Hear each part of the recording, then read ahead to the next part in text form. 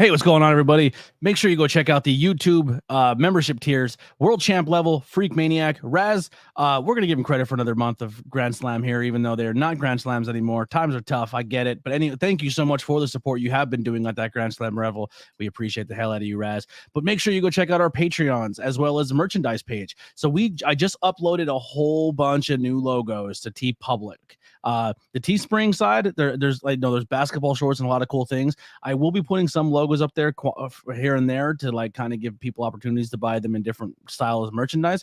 But I'm eventually going to work back to get TeePublic into all of the logos that are available there. So if you're interested and you want some of those old classic logos, they will be on the TeePublic side. Just give me a couple days because you're only allowed to upload so many at a time. But YouTube memberships, Patreon, subscribing on social media, our super chats or donations on the YouTube all help this channel grow and keep being successful. We're going to start off with ABJ Podcast presents Tornado Tag episode 145, WWE Slamboree 1994. Here's some music by the Converse Kid. Let's get this one started. We'll see you soon. ABJ and BP on the other side.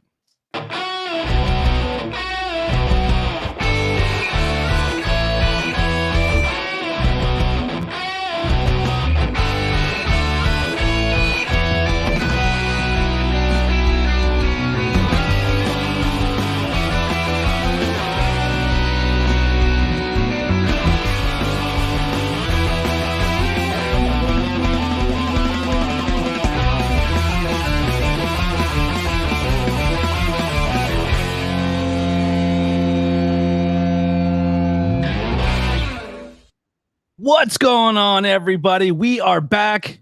Happy Pride, BP. It's Pride Month. It is. Happy Pride to everybody celebrating. We are a safe place podcast. So if your friends and family don't accept you, we sure goddamn do on this side of the platform. So everyone, happy Pride. I've been going to some Pride events the past couple of days, BP. Have you got a chance to attend anything?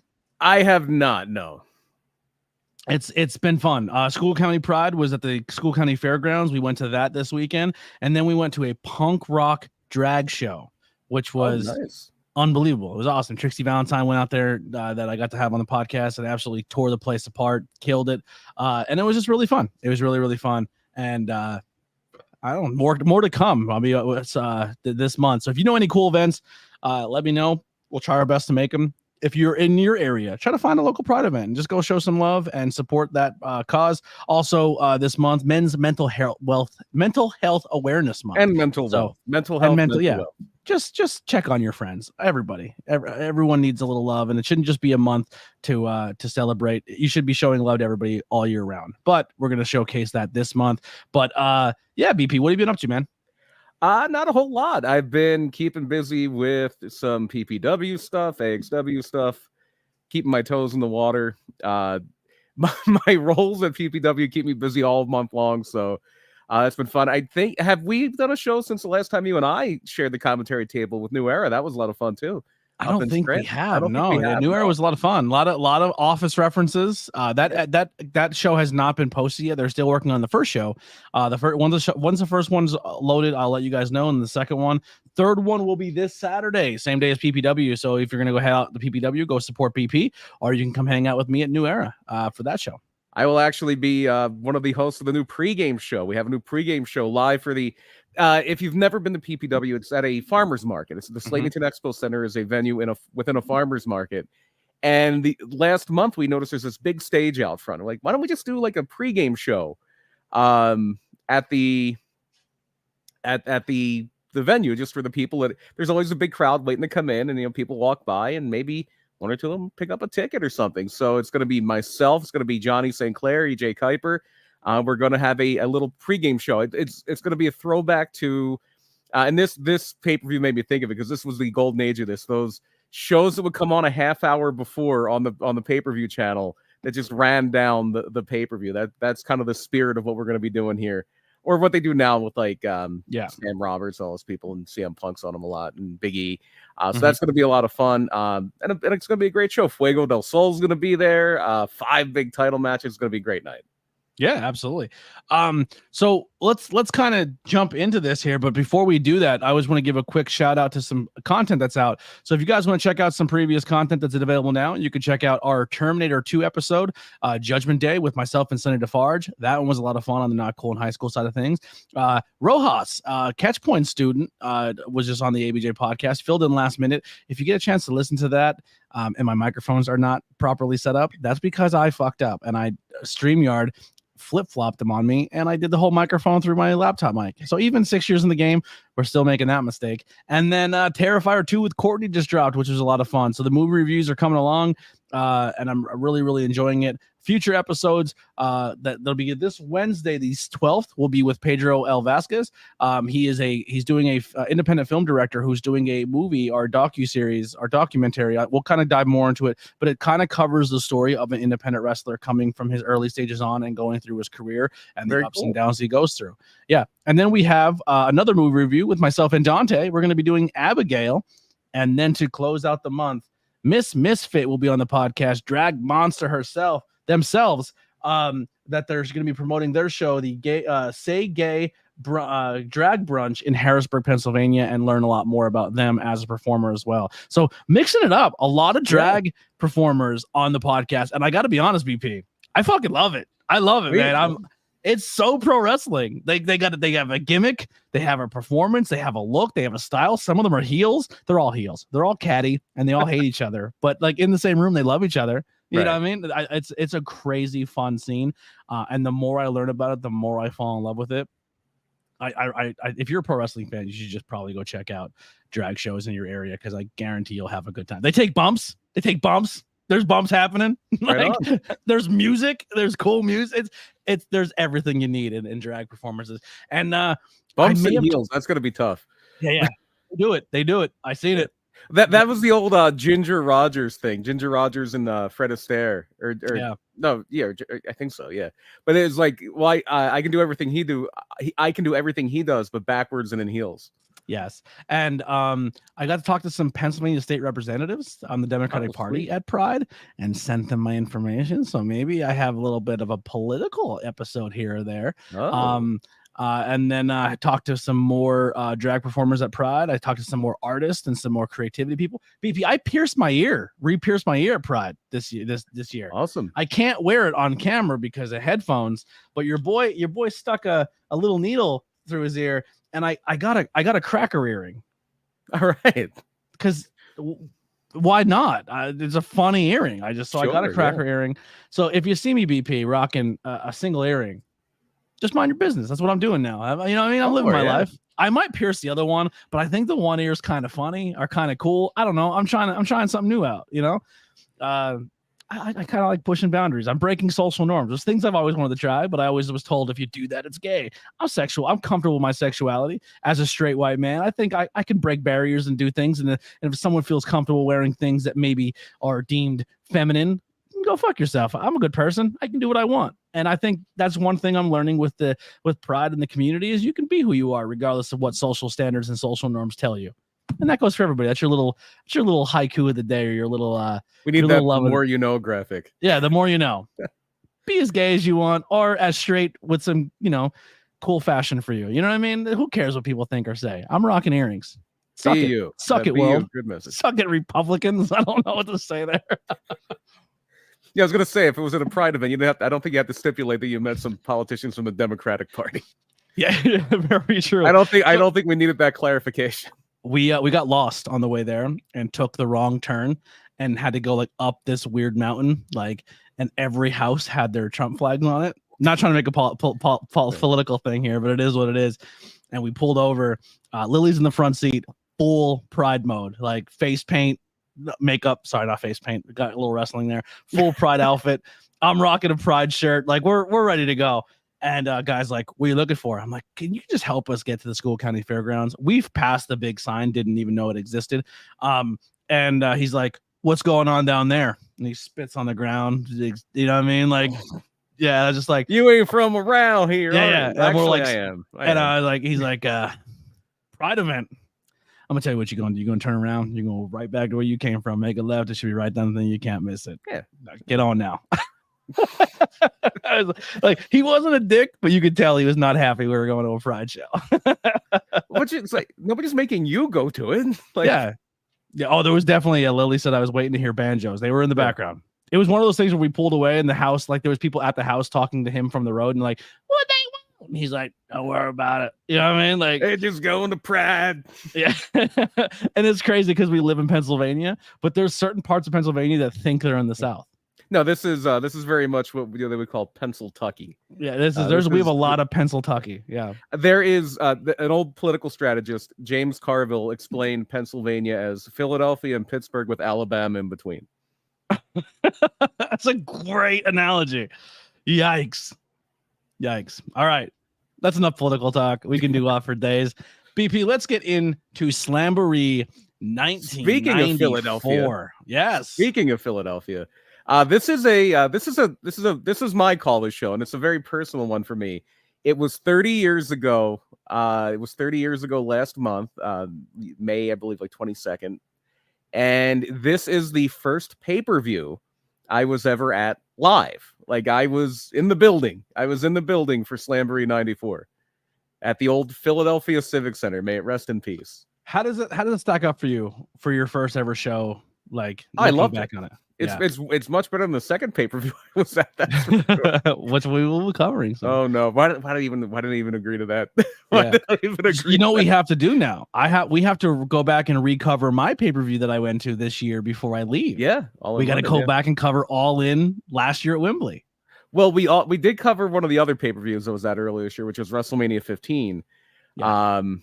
But yeah, so this was the first one, and it wasn't my first. It was actually my first WCW show because I did go to a show when I was very young, but it was still Jim Crockett Promotions. It was still, they hadn't sold to Turner yet. It was still, Crockett at that point. But yeah, this is a fun show. This is an interesting show. And other than the personal significance for me, this is a very historically significant show. This is the end of an era. This is the final WCW pay-per-view before... Let me tell you something, dude. He's name dropped quite a few times on the show. Within a few weeks after this, they officially signed Hulk Hogan. And the next pay-per-view they do is Bash at the Beach. And it's Hulk Hogan and Ric Flair for the WCW title. Yeah. And now the cool thing about this is if you've been following our podcast and watching for a while, we covered a lot of the Hall of Fame class in some of these episodes and kind of put you on par to get you. BP has a little bit of strategy here. If you can kind of see BP's mind weave through episode to episode, because I kind of give that whole soul to that role to BP. We do have some people who suggest some stuff, and we do weave it in there. But it's kind of cool to see how we kind of do that. But Slamboree 94, a Legends reunion, was the second Slamboree wrestling pay-per-view produced by World Championship Wrestling. It took place May 22nd, 1994 at the Philadelphia Civic Center in Philadelphia, Pennsylvania. In 2014, that event was made available on streaming for the first time on the WWE Network.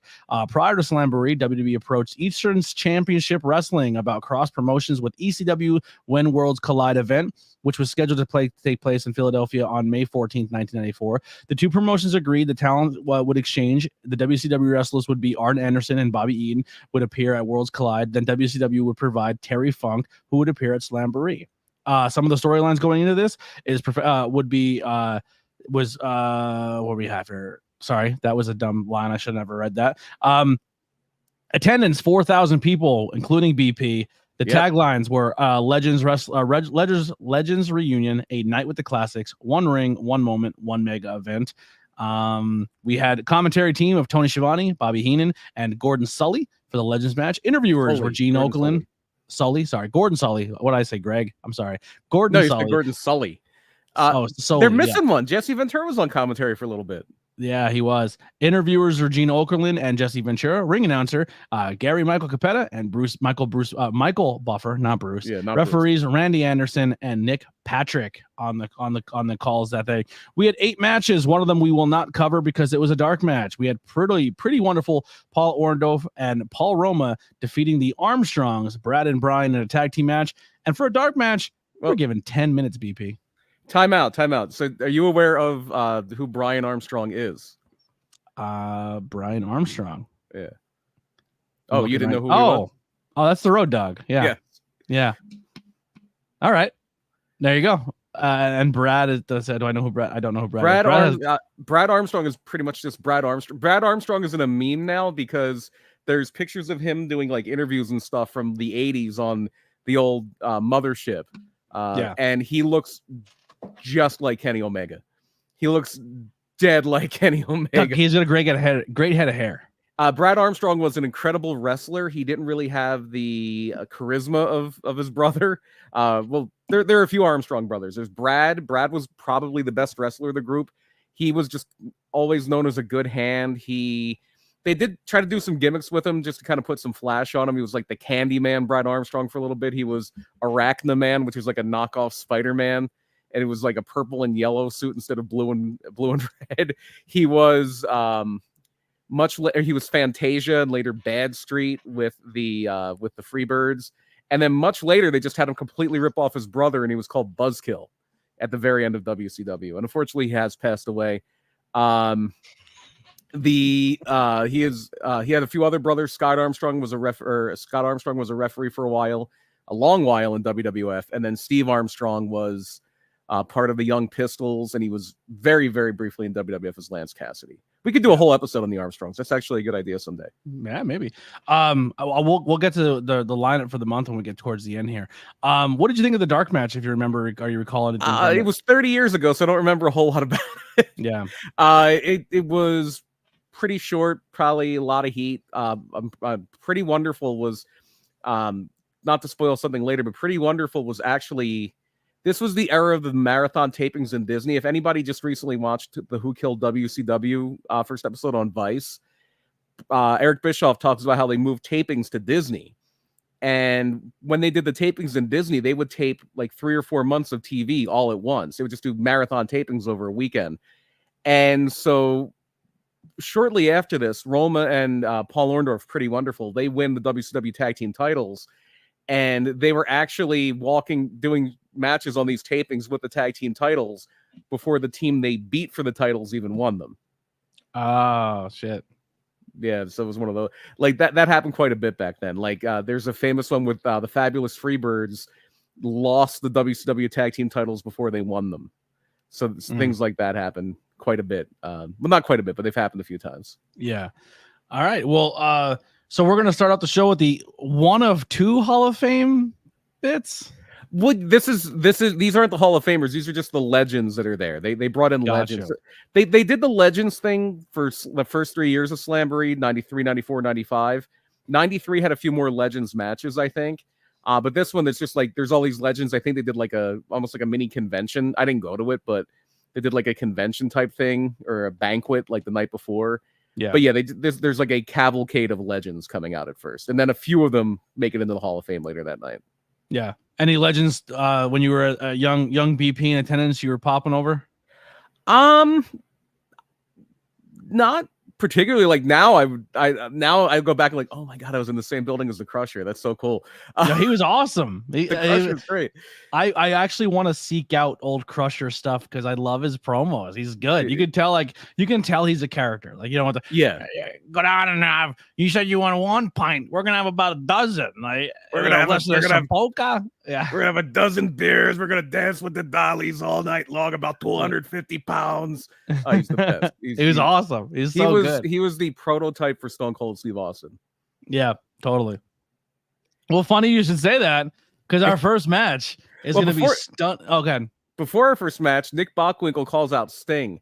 So the main event for this was originally supposed to be Vader against Rick Rude. They were actually probably going to turn Rick Rude babyface, which would have been interesting. Mm-hmm. But a few days before this match is the match where Rick Rude breaks his back. It was the match that made him retire.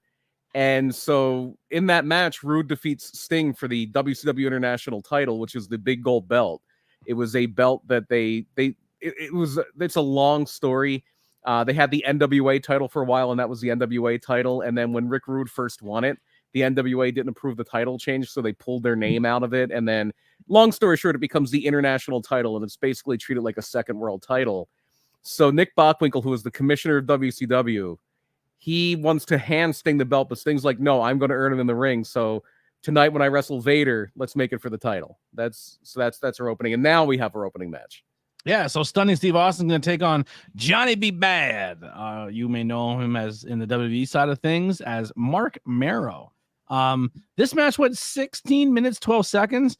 It was good, man. So Stunning Steve Austin shows, he's not just that brawler type. He can get down. Yeah. He's very, very talented. Mark Marrow seems to be, kind of going forward from this part. He always seems to be the opening match in every WCW pay-per-view. He's like the opening match guy. He has a great look, great hair, great everything. Like he's flashy. The big thing that stood out for me in this match was the top rope sunset flip.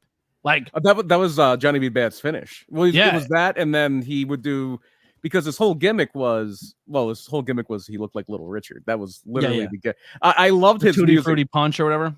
He would call it like the Tutti Frutti Punch or the Kiss that don't miss. It was just it was a KO punch, because Mark Marrow was legitimately a Golden Gloves boxer, and then they turned him into Johnny B. Bad because he literally looked like Little Richard, which he really played into that, and I love that he didn't he do a public a speech in Pottsville? His thing now is he's a motivational speaker, and I guess he did an assembly at Pottsville High School. I wonder what it would take to get him on the podcast. You think we can get him on, have a Tornado Tag interview with me and you interviewing? Probably take some of this.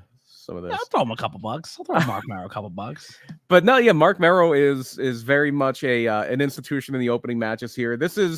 He's on the upswing here. He started as a heel. That didn't last very long. Now he's a baby face. But I love his opening music. A lot of the songs in this are off the Slam Jam album, which was an album they put out in the early 90s. And one of the lines is his music starts, "Here comes Johnny B. Bad. You don't want to make him mad. He's as pretty as a picture. He looks just like Little Richard." It's very out in front. And I also love that Steve Austin on the back of his trunks. So this match is for the United States title, which is cosmetically my favorite WCW title. Yeah. It says U.S. champ on the back of Austin's trunks, in case you didn't remember or know. Yeah, I love it. Love it. So overall, anything that stood out for you in this match that you enjoyed? I very much enjoyed it. I took this down on my notes. Tony Schiavone saying this is the greatest wrestling city in the world. Correct. 500 points to Tony Schiavone. Heenan says, this town, they blew the Easter Bunny. Their biggest claim to fame is a bell, and it's broken. So Bobby Heenan's in rare form here. Sensuous Sherry is at ringside. This is Sherry's debut in WCW. Yeah. She had left WWF in 1993. She had been in ECW for a little bit, but she is going to wind up being linked to Ric Flair here very shortly. The crowd is getting on Colonel Parker. Colonel Parker is managing Steve Austin. They're chanting KFC at him and Kmart suit. And so there is a rest hold. I think Austin puts Johnny B. Bad in a chin lock, and the crowd starts chanting, "We're not hostile," which really puts us in a time and place. There was a thing that happened around this time where Philadelphia was named by some research thing the most hostile city in hostile, not like a youth, like a hostel you go to stay at. Yeah. They said it was the most hostile city in the country, and Heenan says, of course they're hostile. This is the only place where they strip search you before you come in. Okerlund's got to stop doing that. So the crowd really gets into the finish here. Austin kills a comeback with a thumb to the eye, suplex into a really sloppy pin for the 3, and then Johnny B. Bad gets his heat back with a knockout punch. Yeah, the entire match was good. The ending kind of fell flat on it. I really liked it. I think it's a hot start. Like, I gave it 3.5. Yeah, I don't do star ratings, but it was a fun opener. It was, and you're right. Johnny B. Bad was pretty much in almost every opening match. I think every pay-per-view I watched from here on out, trying to go back and rewatch WCW, it's Johnny B. Bad or Diamond Dallas Page. And a lot of times it's Johnny B. Bad against Diamond Dallas Page. Yeah, especially when 100%. Later this year, Johnny B. Bad wins the TV title, and then it's just him in TV title matches as your opening thing for a while. Now anything between the matches you want to cover? Yes. So hotline plug. Gene Okerlund's out there to plug his hotline, and they keep bringing this up. Should Cactus Jack be banned from pro wrestling? And anytime they mention that, the crowd just boos because they love Cactus Jack in Philadelphia. Like, he hadn't started in ECW yet, but that was the style of wrestler they loved. And he did wrestle a bit in TWA, which was ECW before there was an ECW. It was like the forerunner of it. And then you had Wahoo McDaniel and Ernie Ladd with Okerlund. And there's a pre-recorded message with Dusty Rhodes. He's in Hollywood. That plays into an angle. If anybody had watched, because I know Cody Rhodes really put this over, a few months after this, I think it was in August, Dusty does this promo with Dustin Rhodes called where it's like, when you follow behind, the view never changes. Like that Hollywood promo is setting up that Dustin Rhodes is like fighting this battle on all fronts, and Dusty's not there for him. I got beard mead. There you go. She was probably counting a row, so she didn't see it right away. But she's painting her boots.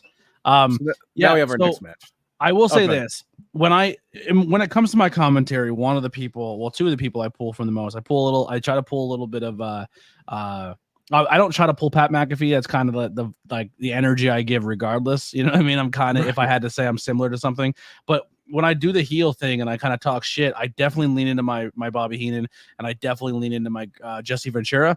But I love how, like, when Bobby was on commentary, he was part of the show. You know what I mean? Like, yeah. If you try to do what Bobby does on the independent scene, you get criticized for you're trying to make it about yourself and da. And I get that a lot. And a lot of people talk shit about it. But then also, like, some wrestlers lean into it. Like Wahoo McDaniel's doing his promo. He's like, you said that I'm selling the blankets. Yeah. You know what I mean? But that made it exciting. Like when a wrestler interacts with the talent or the commentary guy and they hate him, and then Bobby's like, oh, and then Terry Funk comes by and he's like, I always liked you. Like, well, Bobby was also probably legitimately nervous because he had a surgically repaired neck. Like, he infamously, a few years after this, cursed on live TV because Pillman grabbed him, and nobody was supposed to touch Bobby because he had a really bad neck. Yeah. And that's why I lean into that. Like, that's if I had a goal of what I want to be in commentary, it's that position. Like I want to talk shit. I want the wrestlers to respond to it. Like the only, like, Ricky gave me that the best, like how me and Ricky had those bits like that made me feel like I wasn't just a guy who showed up, sat on commentary, nobody cared about, because the talent worked with me. And I got really self-conscious about it, and I got away from it for a long time because I was told I was being selfish and making it about myself. And I was like, fuck that, dude. I travel just as long as you do. And no offense, I work harder than you. Like, I'm working fucking a 2-hour show without a break and taking a piss. Like, you out for 8 minutes and you're doing crazy shit in 8 minutes. But like, while you're in the back chilling, I'm still working out there. You know what I mean? So like, I'm entitled to just as much on commentary. Like, I don't know. I kind of let people get in my head a little bit when it came to my commentary. And I feel like I'm kind of breaking back out of that and just having fun with it again. Yeah, no, it's always best when you're having fun. It's absolutely always best when you're having fun with it. Our next match, speaking of Terry Funk's going to take on Tully Blanchard. Yep. Who's coming out to Chris Jericho's original WCW music, which he hated. He hated that music. Yeah. I think he called it Sports Highlights 42 or something like that. He just thought it sounded like a clip, like a highlight reel for sports. Yeah. This match is going to get 7 minutes and 15 seconds of Terry Funk just... how much of this is Terry Funk being Terry Funk, or how much do you think is Terry Funk not giving a shit because he doesn't have to come back? Oh, he came back. Terry Funk was just going wild here. Terry Funk was just going wild here, but Terry Funk is actually going to be around for... he's going to be around for about... This was May. He's going to be around for about 4 months. Do you think they worked that out before tonight? Yeah, because there's stuff they build to. We'll get to it in the later match, but there's stuff they're building to that actually is a launching point for like, well, they cashed in, man. They got an opportunity to get Terry Funk on their show by doing this trade-off, and they gave Terry Funk something to sink his teeth into, and he went for it. You know what I mean? Like, who was the guy in the front row he kept going to? Hat Guy. That's Hat John Guy? the Hat Guy, yeah. Okay, because he played into him hard, and then beat the shit out of the Hat a little bit at the end. I'm kind of jumping the gun, but the one thing that stood out to me in this one is that I'm so happy they botched it, because if they would have went through with it, it would have terrified the fuck out of me. The top rope DDT into a chair. I'm sure so Terry's done that somewhere. Blanchard's not going to do that though. Yeah, I'm so happy that it got canceled. You know what I mean? Like, yeah, this is like the tail end of Tully as an in-ring wrestler. He had done some local stuff. His last like major national run was with the Brainbusters in WWF, and they left the WWF in 1990, I want to say, late 90, and he was supposed to come back to WCW with Arn, but he failed a drug test. Yeah. So Tully didn't really wrestle a whole lot after that. He did a little run in ECW, I think, before this with Shane Douglas, or it might have been after this. And then this one match that I think they did a Broadway. They did an hour draw, and the crowd just crapped all over it to the point where everybody got up, turned their chairs around, and turned their backs to the match. Oh, which is the ultimate like fan thing. Like that is the ultimate fans voicing their what city was dissatisfaction with the that in? product. Philly. It was ECW. Yeah, Philly. Like, yeah. That's classic.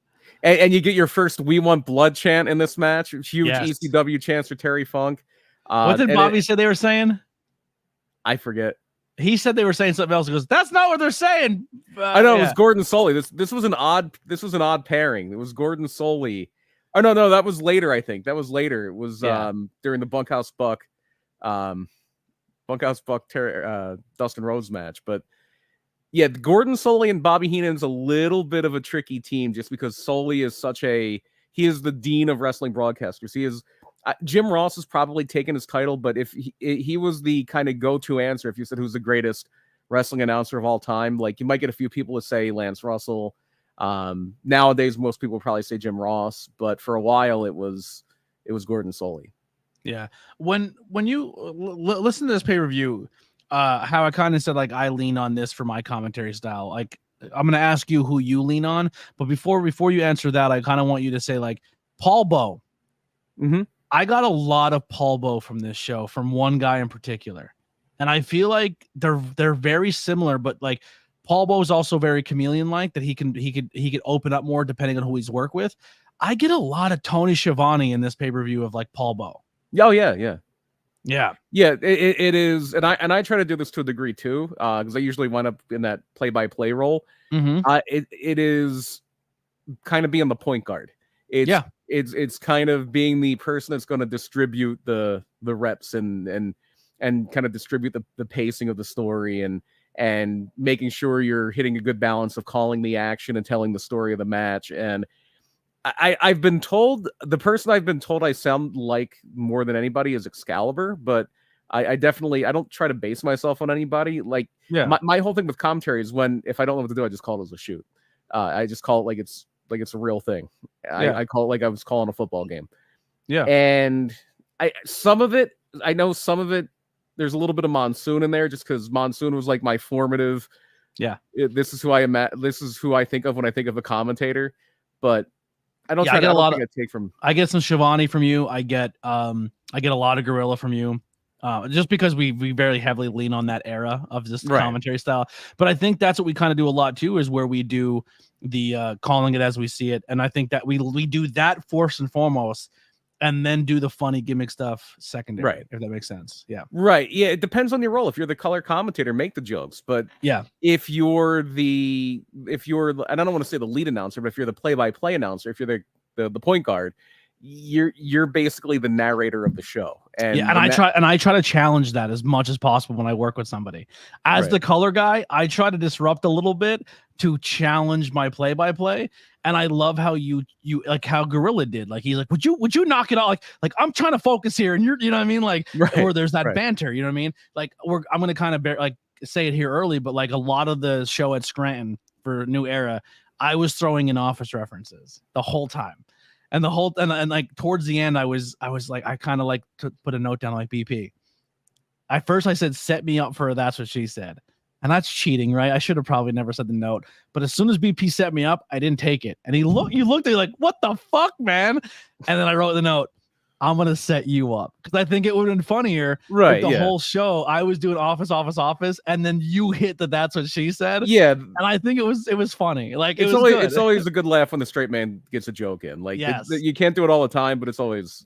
Yeah. I thought it was very fitting for that show. Because it even got to the point where like Luca was doing heel and I was breaking him. Like, us together were breaking him, which was a joy. Like, I don't know. I really, really study old school commentary because I think that it was at its peak. I mean, I think we do today in this day and age still have good commentary, but this is like the golden age for me. Like, I love this. Yeah. Schiavone was very good here, and Heenan and Ventura were very good here. Solely he's lost a little speed off his fastball at this point, but it was the Legends match and it was a good place for him. Agreed. I didn't hate him on commentary whatsoever. He had a really cool. He had like a Howard Corset voice, like, and here we are. Like it was very like old boxing.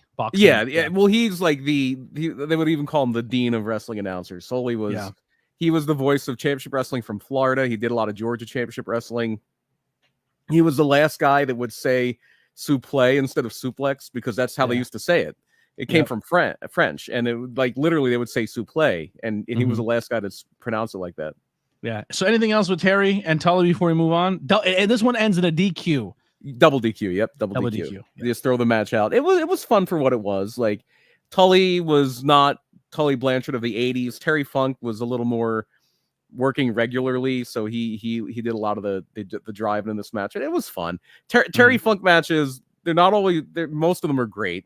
But they're always interesting. Like Terry Funk is just such a fascinating performer that he's going to do something entertaining. And it's kind of crazy because in the very beginning of the show, to kind of go back to that Hall of Fame kind of legends introduction, he's announced as the legend and he no-sells it. He doesn't come out. He doesn't come out. Yeah. And it was kind of like, it doesn't seem like it was planned.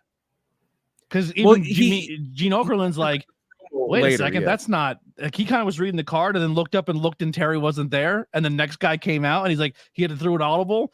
But we're gonna get a really good Terry Funk promo later on in the show that answers why. And this is where Terry is just why Terry is one of the goats. Oh, he gets the microphone.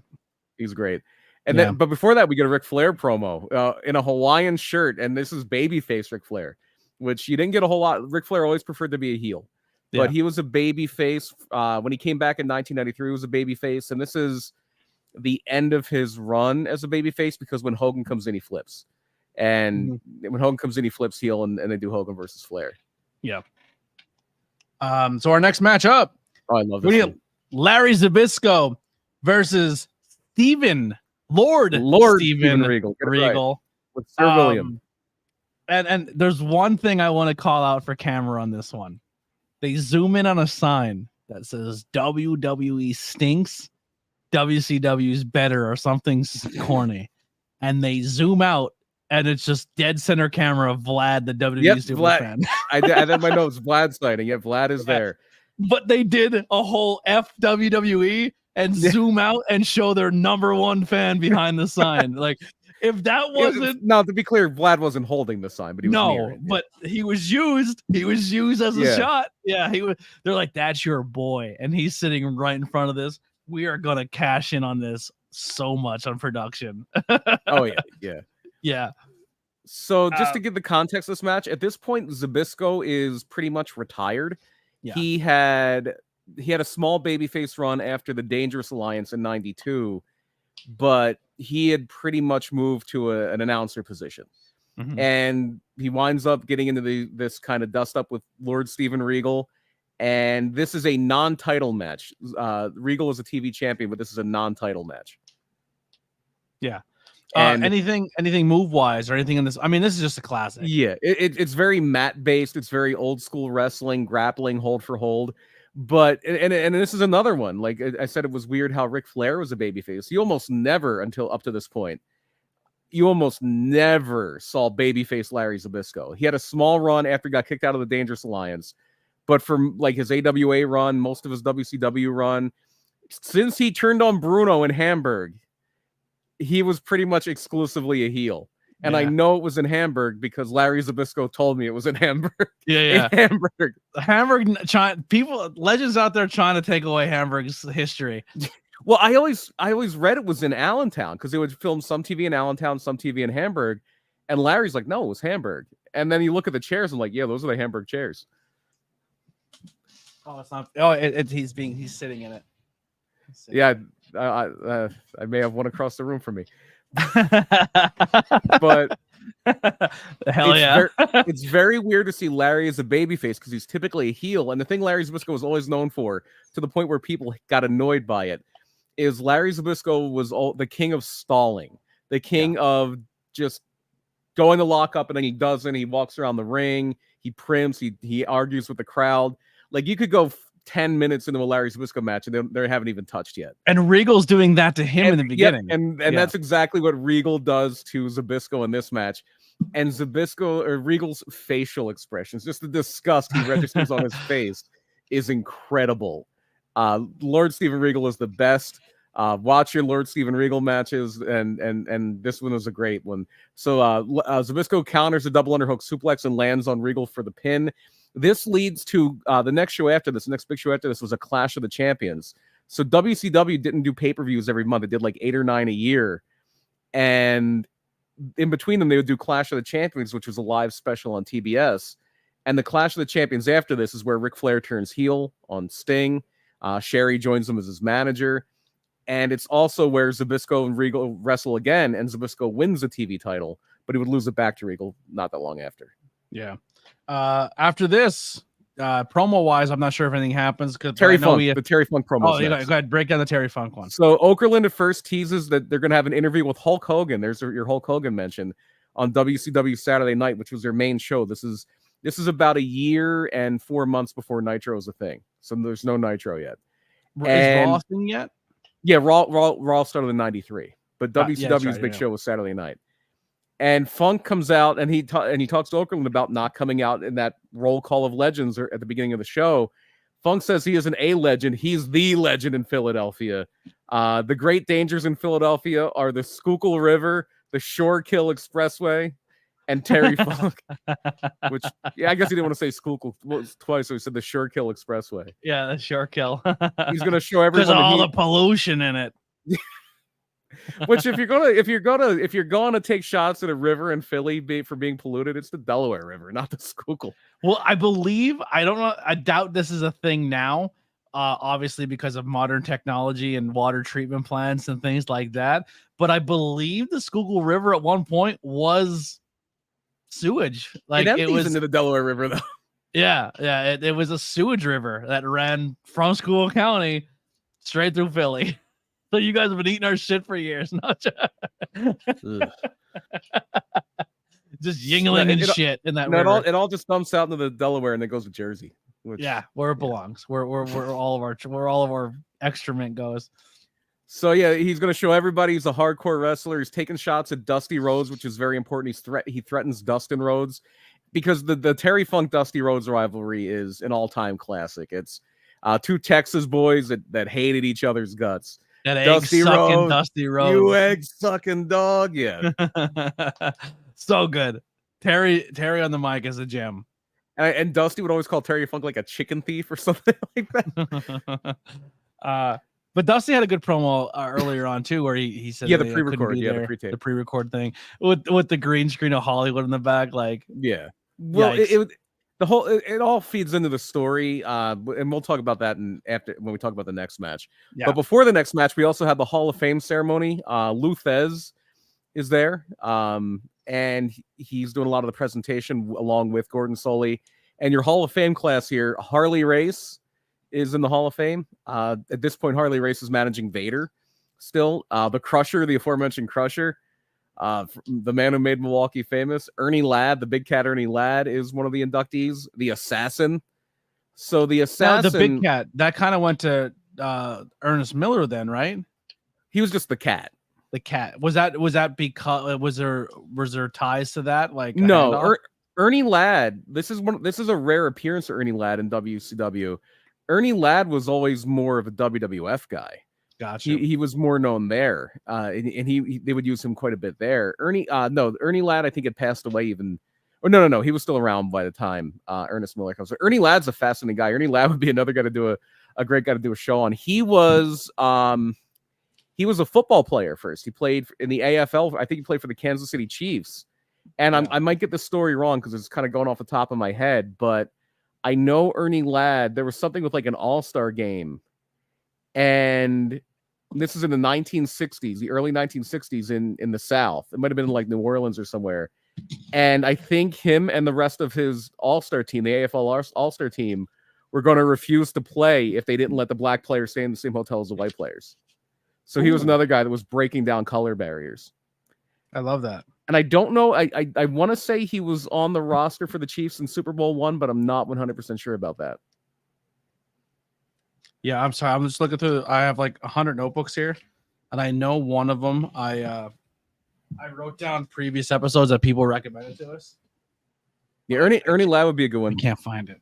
The Assassin was actually a backstage guy at this point. The Assassin is Jody Hamilton. He's actually the father of referee Nick Patrick. And there were actually two assassins. There was him and there was a second assassin, which was usually Tom Ernesto. And he wrestled in Alabama's The Flame as well.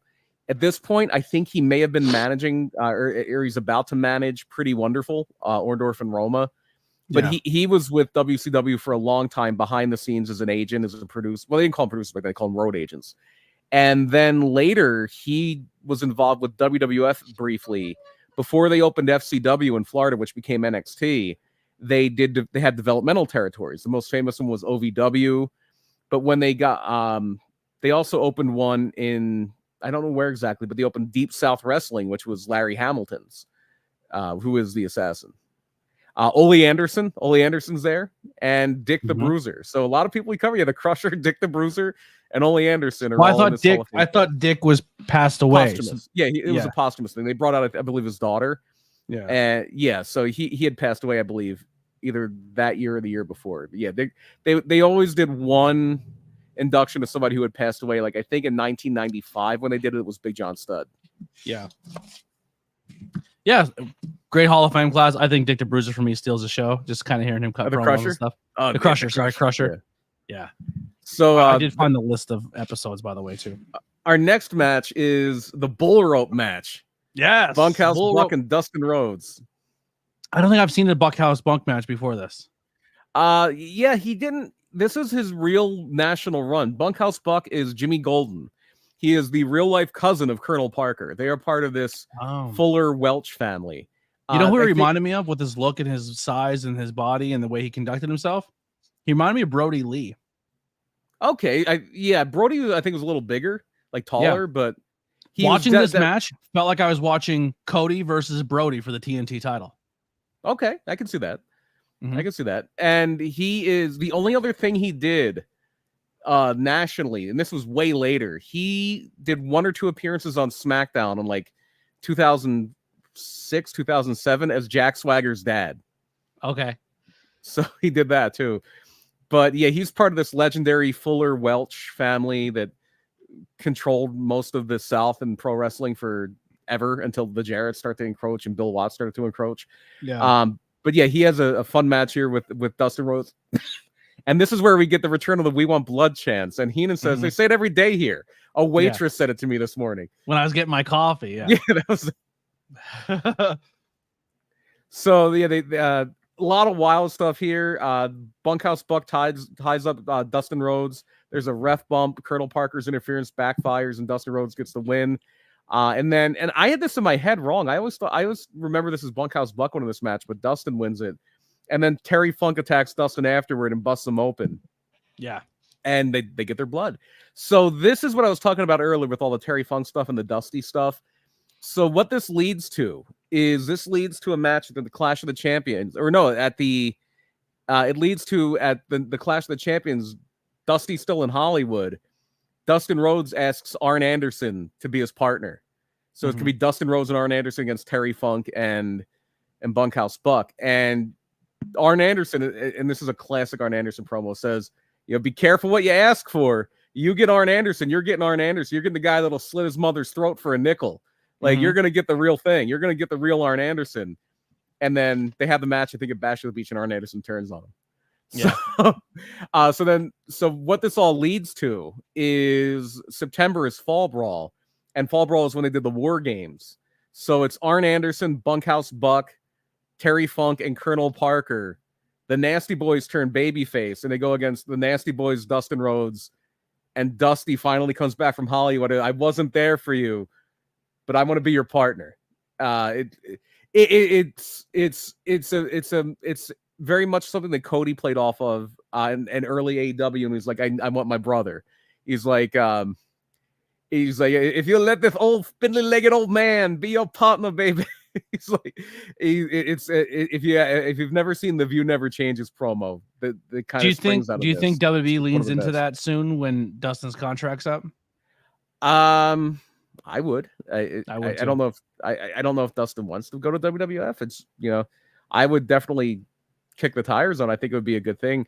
I think it's funny. I think the more likely scenario might be Arn becoming Cody's manager again. That's a because rumor as well. Yeah. Arn's supposedly leaving. Mark Henry just left.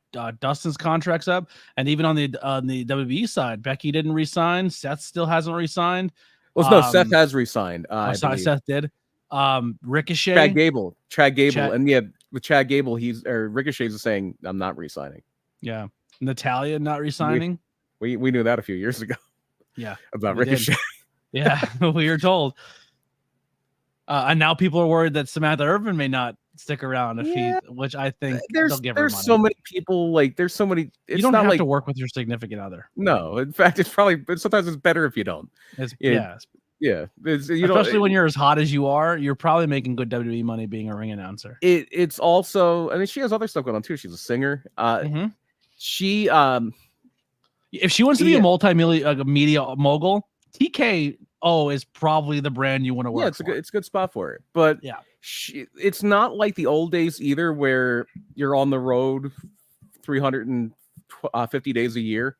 Like they do shows. You do whatever TV you're doing, whether it's Friday or Monday, and you do shows on the weekend. Like literally, usually you have travel days too, but you usually do get more time off now than you did. Like literally back in the old days, you never got days off. They were running shows every night. Yep. So then Okerlund had Red Bastein and Ray the Crippler Stevens were the next two legends they interviewed. And then we get Ric Flair against the 300+ pound, 6'6" blonde former world champion, not Hulk Hogan. Barry Windham. Which is funny because the music Parker comes out to is the music they would use later for the Four Horsemen. Yeah. Yeah, and Barry Windham is a former horseman, so it makes it pretty here's what I'll say: the two matches on the show. Fitting.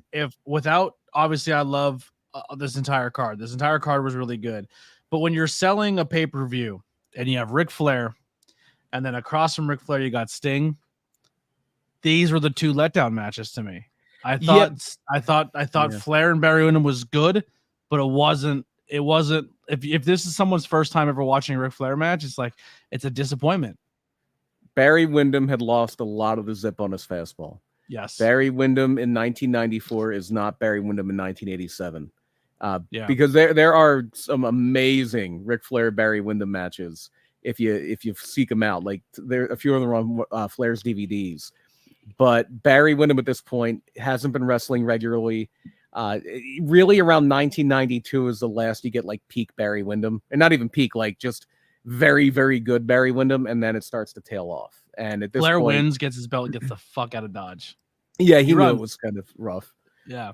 And then we get Mean Gene Okerlund with Don Curtis and the Crusher. We're not gonna have one beer, we're gonna have a dozen beer. Dance him to polka. Oh, the big Crusher. Cigar sticking out of his mouth. The Crusher would have been so over in Philadelphia if he wasn't in Milwaukee. He would have been Philadelphia's favorite son. Yep. Then we get a promo. Go ahead. Promo. No, go for it.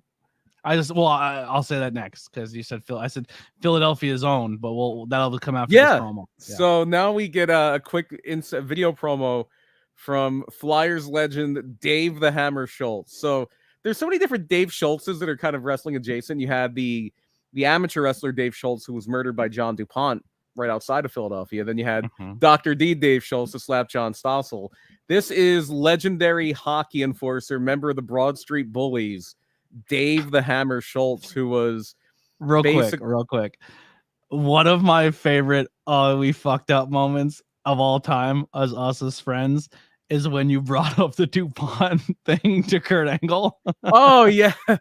Hey, remember when your friend died? And he literally looks and goes, "Yeah, I was actually supposed to be on a plane that day. I would have been there that morning." I knew he was supposed to be there. That's why I brought up. I didn't know he was supposed to be there the next day. Yeah. He was supposed to be there the day it happened. But his flight got messed up and he was never there that day. So there's another universe where Kurt Angle was part of that murder. Yeah, We didn't know that obviously Yeah, when that's wild. Yeah. Well, Crazy. I knew he was very good friends with Dave Schultz. Yeah. Yeah. Because Dave Schultz was like a huge And name in wrestling. He was like one of the best. Kurt was American not having a wrestlers good day that day anyway. He was fucking freezing cold. His body hurt. He was just not. That was a cold day. It was a bad day for Kurt. It was the day I became best friends with Jimmy Hart. Yes, Jimmy Hart and Bob Backlund. Bob Backlund fell in love and with Bob us that Backlund. day. Yeah, he wouldn't and leave Bob us alone, Backlund. and I didn't care about it. Actually, who were you with that day? Who were you? It was a fun day. It was very cold, but that was a fun day. Who were you? I was with VSK and YouTube star Maven. That's right. That's right. And then I was supposed to be with Mike and Maria, but they were an hour and a half late. So I was recruited, hand-picked BP by Mercedes Martinez, and I wasn't upset by it. Yeah, no, Mercedes Martinez was awesome. Love her. Love her. Martinez was awesome. And Bob Maven VSK. Well, VSK I still see all the time. Oh, VSK is amazing. Yeah. Bob Backlund put me in like 3 chokeholds that night. That was the first time. That was the first time I was at like VSK's table, and then I just became the guy that worked VSK's gimmick table. Like, I swear, VSK and I were at like joined at the hip at the gimmick tables for like 4 months there, and that was around the time that he started bringing Leo Sparrow around, and that's how we first met Leo. Yeah, love VSK is an unsung hero. I always wanted him on the podcast, but that guy's a busy man. Yeah, he's got. All right, he's got. So we got Flair versus Wyndham. Flair goes over on this one. Not the greatest. Now we have the tag team title match. Falls Count Anywhere. Broad Street Bully match. And hockey legend owned first ever Stanley Cup championship for the Philadelphia Flyers. And still the only 2 Stanley Cup champions for the Flyers. So there's a great story about the this match with Dave Schultz. Is he was kind of nervous backstage because he was like, I don't know how to throw a fake punch. And if you watch this match, there's not a single fake punch thrown in this match. Yeah, they put him in the ring with people who can take some real ones. Yeah, you know who else didn't know how to throw a fake punch? The Nasty Boys. Nasty Boys. So there's this whole thing where like Dave Schultz is nervous backstage, and he's asking like, how do you throw a fake punch? I don't want to mess this up. And they're like, just hit us. And then he just relaxed, had a few beers, and it was all fun and games. And then hit him. Yeah. Weird move, because the whole time I'm thinking Cactus Jack is like, I didn't realize he was the baby face here, because I thought the entire time should he be banned, and then Sully comes out in the Phillies jersey, and now knowing that the Nasty Boys are from PA, I thought they would have been like the boys. They bill him as being from New York City, if you notice. They bill him as being from New York City. Yeah, the nastiest streets in New York. They're not going to say they're from Allentown. And then Brian Knobs is a gigantic Eagles fan. Yeah. So the thing here is that the match was originally supposed to be not involve Cactus Jack. He was actually going to get his ear fixed when he got ripped off by Vader. And so the match was supposed to be there. Kevin Sullivan had a kayfabe brother here, Dave Sullivan. He's the guy that comes out on crutches at the very end. It was actually Evad Sullivan, but they said he was dyslexic, so they called him Dave Sullivan. And he was this guy who was the equalizer for that, just like a generic heel. But then they said he was Dave Sullivan. He was like this very childlike. He was almost like a Eugene type character, to put it sensitively. He had like a pet rabbit for a while, Ralph the Rabbit, and he later, like shortly after this, he becomes like Hulk Hogan's like mascot almost. He's like the world's biggest Hulkamaniac. Like that's his whole gimmick, but he had a legit injury, and so they couldn't do the Nasty Boys against Kevin and Dave Sullivan, so they bring in Cactus Jack, and the rest is history. And yeah, Cactus Jack is very much a babyface here, and Tony Schiavone is crying laughing this entire match because they are beating the shit out of each other. They're gassed within the first 3 minutes because they're throwing live rounds the whole time. Yeah, and this is all an offshoot of this is that ECW all around the building brawl. It's not, and it actually starts in Memphis. It actually starts in Memphis with the legendary Tupelo concession stand brawl. And just that kind of thing. And the Nasty Boys did a lot of this. They did it with Cactus Jack and Max Payne. They did it with this match. They did it with Public Enemy when Public Enemy came to WCW. But yeah, these were always that fun. we covered in the show were... where he hit him in the face with a table and a shovel. He hit him in the head with a shovel. Yeah, crazy. This match is just after insanity. meeting the Nasty Boys, like I loved meeting the Nasty Boys. Like they were funny. Like they were roasting Marty Jannetty the whole time. Oh, they were great. Yeah, yeah. They were fun great. people to sit at the table with. Yeah. So Did yeah, you talk Cactus about Marty Jack Jannetty dumping milk on a girl? He like dumped milk all over. The Nasty Boys were telling the because story. Jannetty was there. We were talking about the AWA. Yeah, there's something about the AWA because Jannetty and Sags are both the AWA. But anyway, this is a wild brawl all over the place. The Nasty Boys make the mistake of picking a fight with Dave Schultz. I remember reading something in a wrestling magazine at this point. Somebody said, like, much like his hockey career, Dave Schultz was carrying a hockey stick for no particular reason. Because he wasn't there to play hockey. He was there to fight. He's a fighter. Like he was just there to fight. How much of the selling after the match was legit, and how much of it was just selling? Oh, a story about that. As I was leaving the building, they go through this big set of steps and all these hallways and stuff to get out of the building. And I walked by Jerry Sags on a stretcher, like obvious. And now that I think back, it's like, well, he's probably getting checked out, and then they didn't even realize. It's like, oh, people are going to be walking by here. Like Jerry Sags was like laid out on a stretcher in front of people leaving the building at the end of the night. I was like, he's selling way too long. I was like, are they selling at the hockey stick because it was David Schultz's hockey stick was like that strong? But no, Sags, I think he's legit. I think Sags got hurt on the guitar shot. He got hit right in the neck. Yeah, I think that's where Sags got hurt. Yeah. Real quick, too, did you see the Young Buck shoes? I did not. So the Young Bucks have a new shoe by Reebok. Wrestlers are getting shoe deals now, which is super exciting. I saw the Roman Reigns sneaker got canceled. So Roman's shoe got canceled. Yeah, so the only shoe on the market right now is the Young Bucks shoe. But soon there is a Swerve Strickland shoe coming. Oh, nice. Which your boys, I'm buying. If there's a wrestler shoe, I'm buying it. I think it's important that wrestlers are getting shoe deals, and even if I don't like the wrestler, I'm buying it to show love to wrestling shoes. But when the Young Bucks do that graffiti paint splash black with the vibrant neon colors, it immediately brings me to the Nasty Boys, and that's why one of the reasons why I love Young Bucks stuff is they lean into that Nasty Boys look. And the shoes, if you just took the Young Bucks off the shoe, they look like Nasty Boy shoes. That's awesome. What are our commentators going to start to get shoes? I want a shoe deal.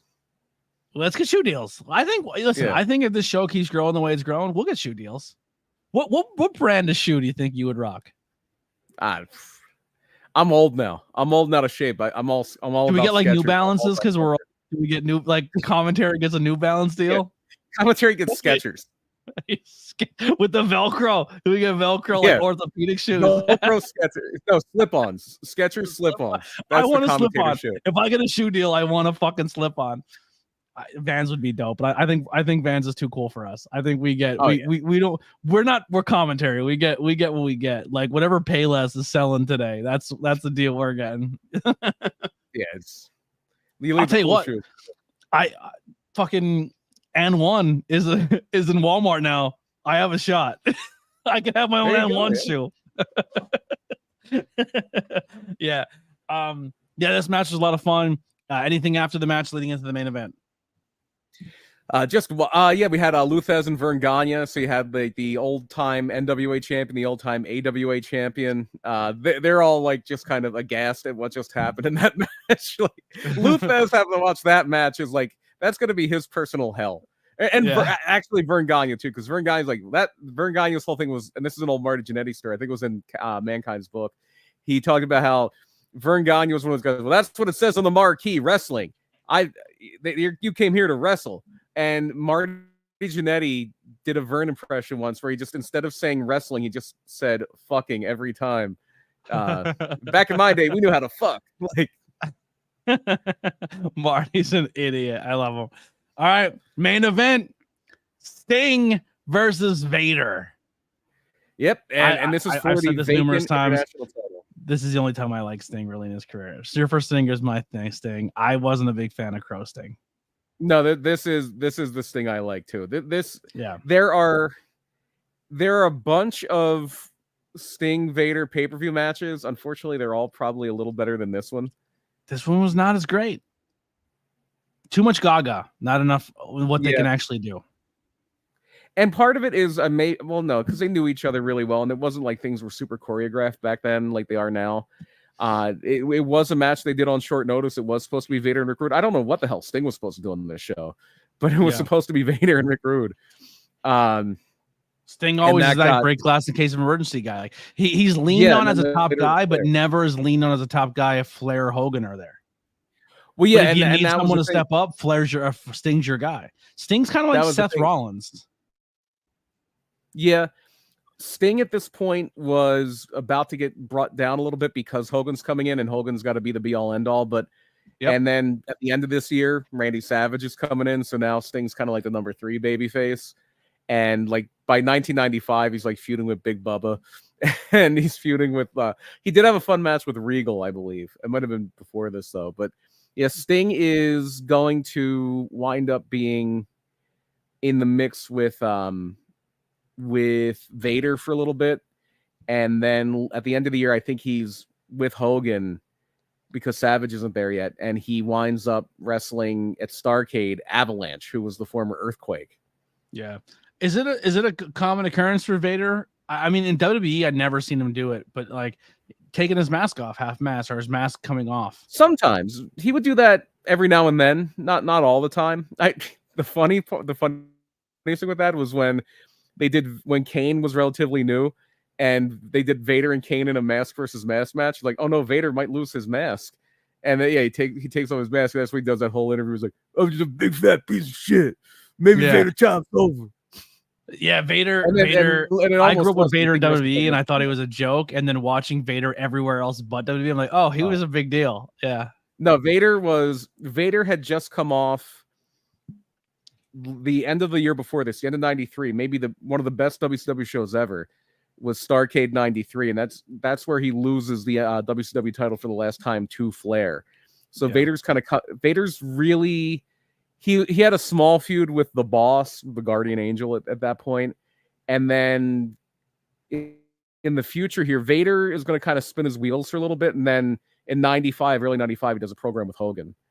But yeah, Vader, especially like this era of Vader and a little before this was a bad man. Like literally, he was one of the problems was he was hurting a lot of people. He ended Nikita Koloff's career. He broke Joe Thurman's back.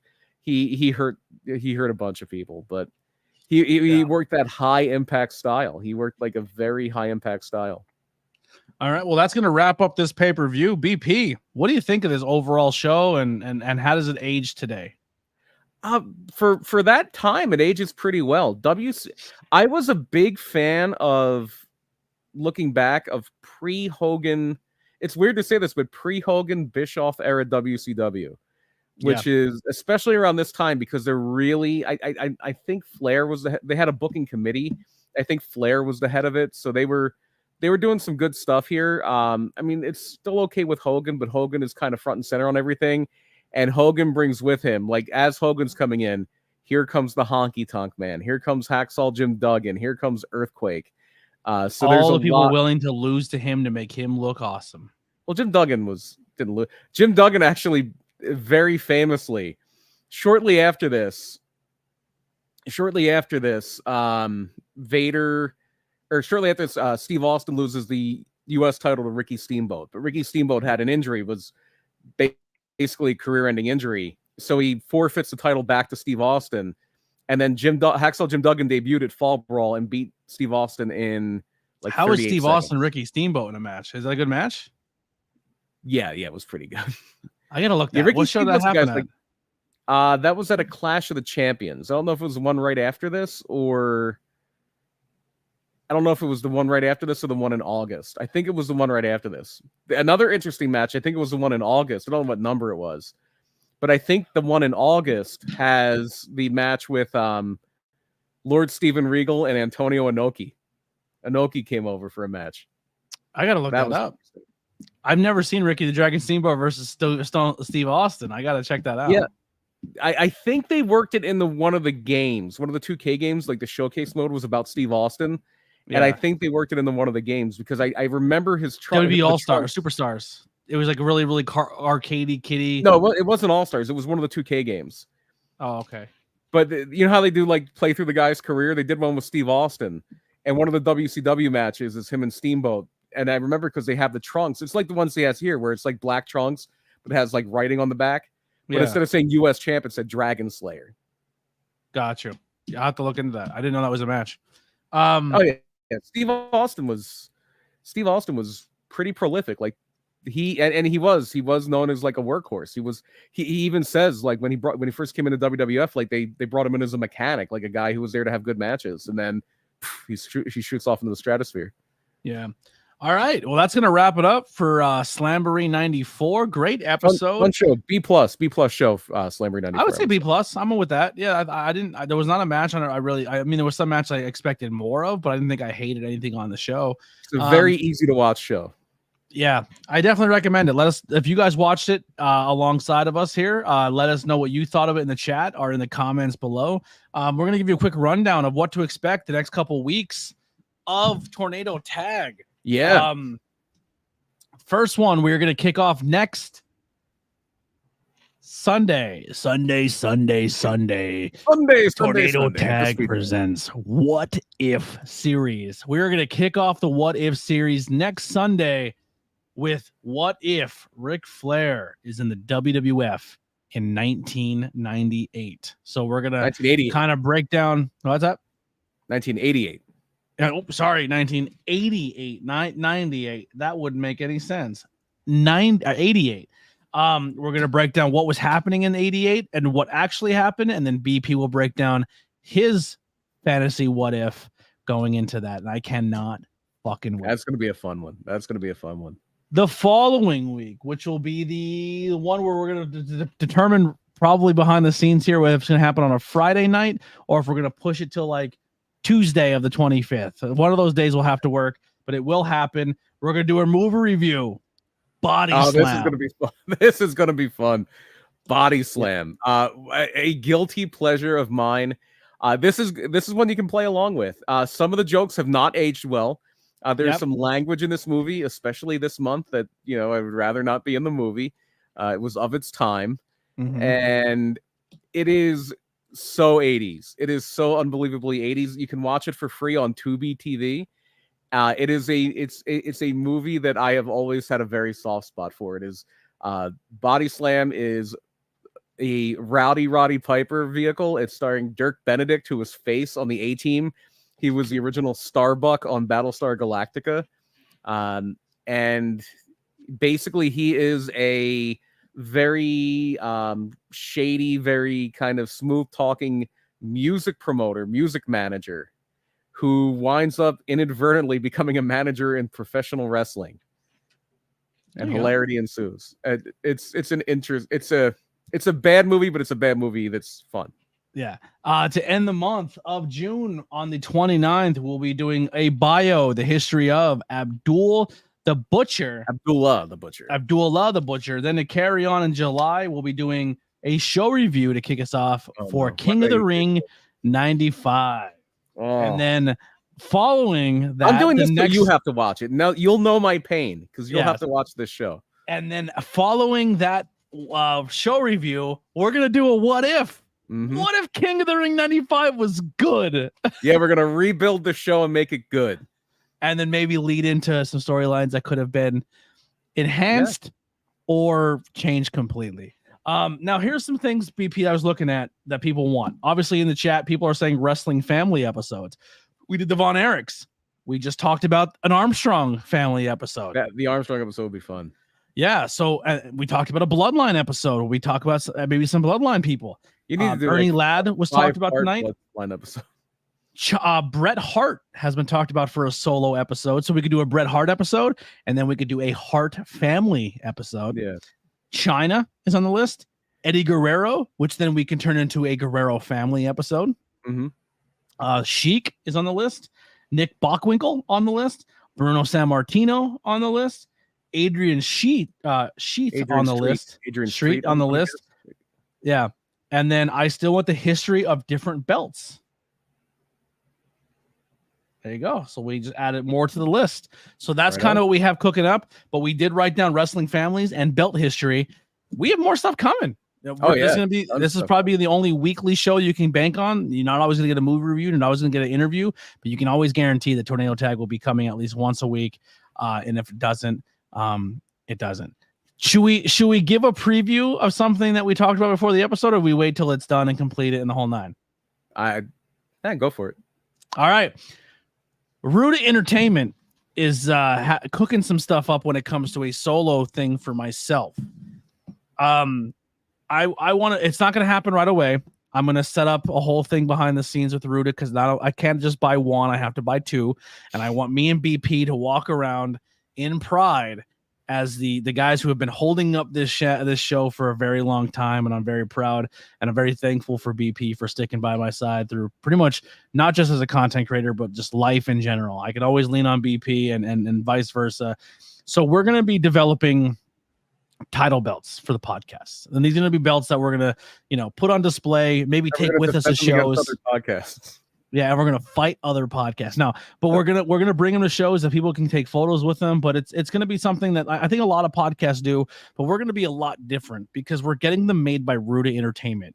And if you want belts, if you want your own custom belt, that maybe WWE shop can't do, or maybe they do a thin metal, or the millimeter thins are too small, or maybe you wanted to say the old WWF logo and not the new one, Ruda Entertainment is the place to go for all your belt needs, whether you want to get replica belts or your own custom belts.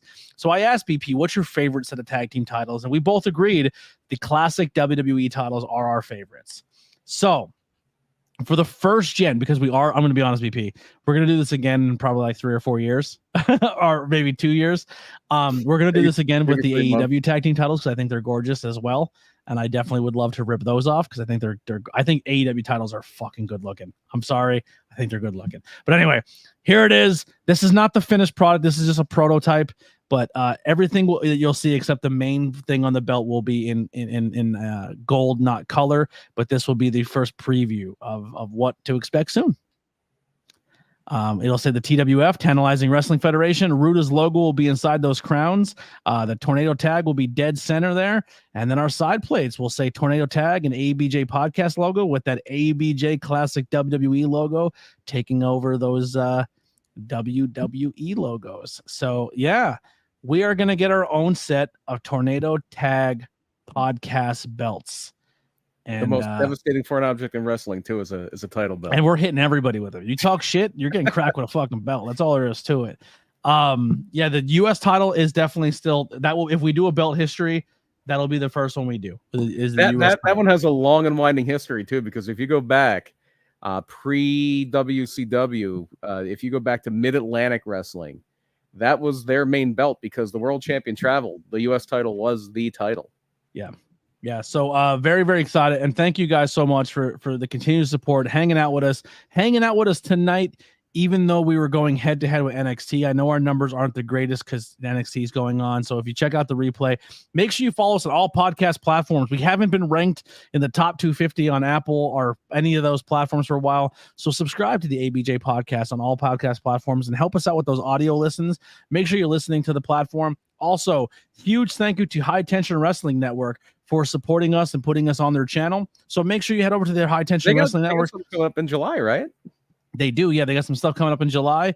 And so follow them for all the information. But also watch some of their content. The whole reason why we're going live on their channel as well is to help them get their watch hours so they can get their monetization goals.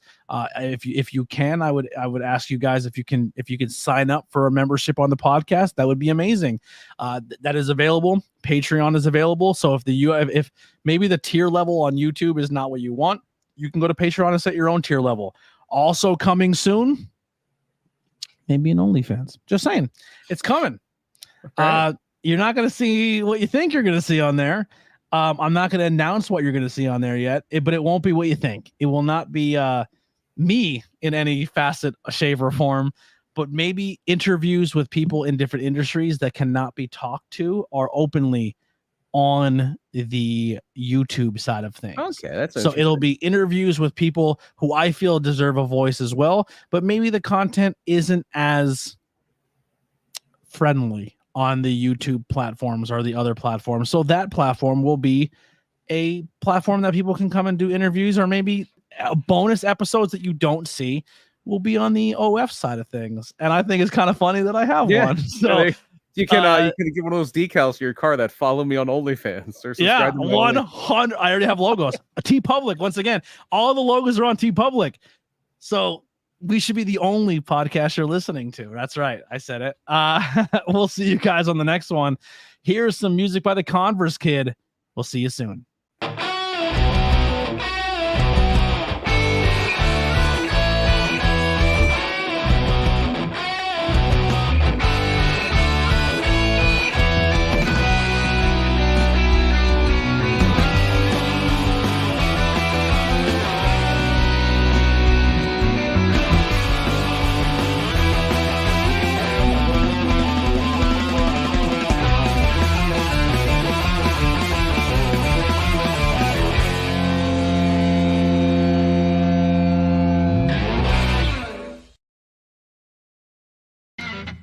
This is an ABJ podcast production. Join us. Would you kindly join us at the Cult of ABJ Discord community? We'll see you there. Join us.